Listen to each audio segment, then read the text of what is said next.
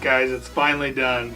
Our water-cooled build. This is my first water-cooled build, and it turned out amazing. As you can see, we did some pretty awesome bends.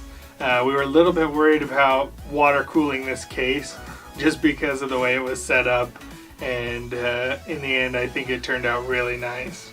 So honestly, this build made me a little bit jealous, but at the same time really appreciative of my build. It made me really appreciative of my build because my build was, in the case that we picked and just everything, it was way easier to get like the cables managed, get everything put in there.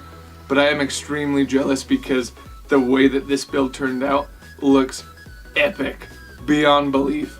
And so like, even though this case had a lot of like migraines and like frustrations along the way of like building in it, it's not a very builder friendly case.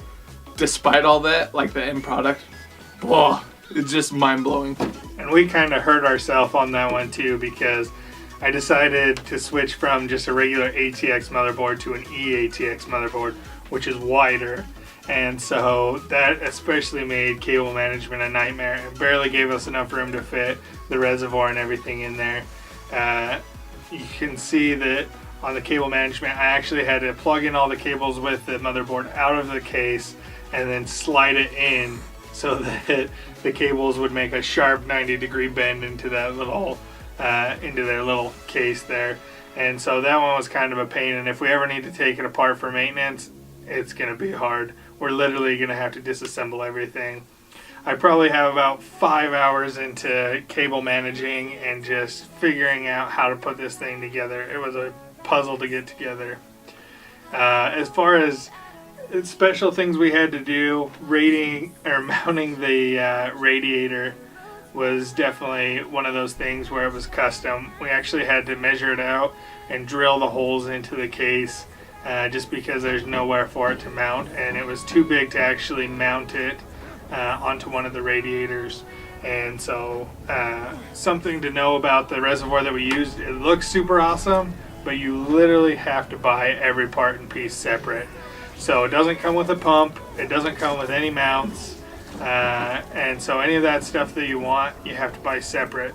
It does support LED strips, but you have to buy those separate, and all these things are kind of hard to find because it's not really on a lot of sites that's accessible. You can find the reservoirs really easy, but trying to get the pieces and parts to actually make it work can be a little bit hard. Also, the way that the pump mounted inside the reservoir, it kind of is a little bit restrictive because the outlet port where it pushes the water through into the system, it doesn't quite line up with the hole that they have drilled for it, and so there is that like little bit of shiftiness, and so you do lose a little bit of flow rate there. Not a big deal by any means. Like, if the pump still runs great, like there's no leaks or anything like that. The reservoir looks amazing, but that is something to know. One thing though that is amazing about this reservoir, I've been using the EK reservoirs for a while now, and those are all really good, and I do really enjoy my EK reservoir. But those are all acrylic tube reservoirs, and they cost more than this one. This one it's glass all the way through, so plastic and glass, but the glass looks amazing, and it makes it feel a lot more premium too. So even though this reservoir was cheaper and it cost a lot less than my reservoir, it feels more premium, and it just looks really good. So yep. So we are using a DDC pump on this one. We're not using a D5. Which I was a little worried. I heard a lot of people say that there was a lot of noise with it, and honestly this one is super quiet. It's from Alpha Cool, and it works great. I have no problems with it making noise. So as far as, you know, filling it and running it goes, we haven't had any substantial noise from it, so it's been great. No, and the Primo Chill fittings, so I don't know, when I built my system I obviously got all EK fittings, and EK does a phenomenal job. Like, if anybody's thinking about buying EK, go ahead and do it. All their stuff is amazing. But the Primo Chill fittings just look so good. So stinking good. So I've been thinking about switching over. No complaints about my EK stuff, but I think I do prefer the look of the Primo Chill, which is just, that's me personally, and so that's obviously going to change from person to person. But the Primo Chill fittings looked amazing. I am really glad. The thing that I told Sean at the beginning of the build was you're going to need 90-degree fittings, and way more than you think you do. And Sean's like, no, it's fine, you just bend it. No, No, Sean learned pretty early on. We actually had to order some after we started bending tubes to get some more in there, because there's just some really like skiwampus places that we had to get the tubes into, and especially the double rotary 90-degree fittings were a godsend, and they really got us out of some awkward spots. So. Yeah, I think after this build, I am definitely a Primo Chill fanboy. All of their stuff has been really high quality and worked really well. We've got both of our radiators are Primo Chill, all of the main fittings are Primo Chill, and all of the tubing is from Primo Chill. Mm-hmm. And so, not a sponsor, but I wish they were. But anyways, everything worked really great, and so it turned out awesome. Yeah, but besides that, like, the build is amazing. Got Sean upgraded up to a GTX 1080, which is nice. I mean, we both game at 1080p, but it's fine. Having the high refresh rates and just knowing that we're pretty much future-proof for the next good couple years of having really good, solid frame rates. It's really nice. Ooh, one of the most important parts. So, the GPU block from Fantex looks so dynamite, so friggin' good. Like, so we filled up the system with the system prep and it's clear.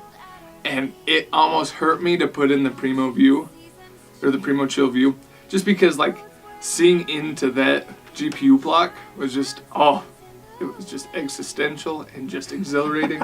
And so for me, the reason why it was so nice is because it's nickel plated, and on my GPU block, I just got the copper base, and I love it. It looks really good. But after having so many different fluids and like different colors inside of my GPU block, it kind of looks really gross and kind of looks really dingy. You can see some wear and tear and stuff like that. And so this looking and just being so clean, just, amazing. 10 out of 10. Yeah, it looks awesome. So I'm really happy with how it turned out. I think it was amazing. It was a great build. It definitely took a lot more time than I thought it would. We're probably in it about a month's worth of time just between ordering fittings and stuff, waiting for them to get here, figuring out a filming schedule, trying to get us together to actually be able to do it. And so, we've been into this for probably about a month now that we've been working on it. So it took way longer than we had hoped for, but in the end, I think the results were more than worth it. It is amazing, and with the dual radiators, it stays super chilly in there. Mm-hmm. It's awesome. Yep, so I'm finally glad that I got Sean on the water cooling bandwagon. It took a full year to get Sean on board, but once when he caught the bug, he caught it. He would call me up at like 1 in the morning, like, hey, Cody, help me look at fittings. I don't know what I'm looking at. So we'd get on 1, 2, 3 o'clock in the morning sometimes, and we'd just both fill up shopping carts and be like, ooh, you can try this. Ooh, and look at this color, this color. Oh, you can do big fittings. Oh, you can do small fittings. So it's just a phenomenal, like, if you're an enthusiast, highly, highly, highly recommend it. Water cooling, like the outcome, always looks amazing. Always takes like your computer's game up to the next level. It impresses everybody. But really, guys, it's incredibly easy. It's really daunting at first because there's just so much like to know, I guess. Well, not so much to know, but it's more like the product names, and like you do like have to like mix and match and make sure that they all do match and they don't mix. But it's not hard at all. Like there's just so much in product names out there that it's kind of confusing, a little daunting, a little scary. But once when you know what you're looking for, crazy easy. Just the whole process, crazy easy. It's not that bad. So if you're thinking about doing it and you have the cash, definitely consider it. So yeah, and for me, I don't even know that it's about using the computer at the end. No. Because for me, even though it looks awesome and it's done, it's a little bit bittersweet, because for me, the rush and the high of it is going on and doing the research, finding all this stuff, ordering the parts, getting it, and seeing them all fit together and work. And it's super satisfying when it's done, but then also there's that void of, okay, now what? Because you've spent so much time and effort, finding the pieces that you need and mapping out how you're gonna put everything in, figuring out how it all fits together. Mm-hmm. And for me, that's the best part. That's the funnest part of building a computer, is actually just getting in there and doing it. Even if you don't know what you're doing, a simple search on YouTube usually fixes all your problems. So for me, that's the rush and that's the high. And while I'm super happy it turned out well and that it's such an amazing system, I'm already thinking of what we're doing next. So just because that's just the best part for me. Yeah, and so definitely agree, because in my year that I started water cooling, I've already completely taken everything out of my system and rebuilt it once. And honestly, my 6th month time limit is pretty due. So we're probably going to be taking everything out of my computer and then rebuilding again. I might be getting another case, might not, we'll see. But we're definitely doing, like, we're changing out the inside. We got to clean out all the components. Definitely going to switch over to the Primo Chill View, maybe switch fittings. I don't know, guys. So if you have any comments or ideas of what I should do on my build, any comments or compliments for this build, because oh my goodness, it just looks so good, guys. Anything like that at all, leave it down in the comment section below. Make sure to leave a subscribe, leave a like. Yeah, leave a like and subscribe. Do one of those things. So anyways, guys, thanks so much for watching all that. Like, it was a ton of hard work. Hopefully you enjoyed all this. You enjoyed the journey and you enjoyed the end result just as much as we did. Yeah, let us know if you guys have anything you want to see. I know on our Cougar Panzer Max build, you guys had a lot of good questions that were left for us in the comments, and we do try and get back on those and answer everything that you guys leave us. So we love hearing from you guys. But anyways, guys, thanks for watching, and we'll keep bringing you guys awesome videos. Woo!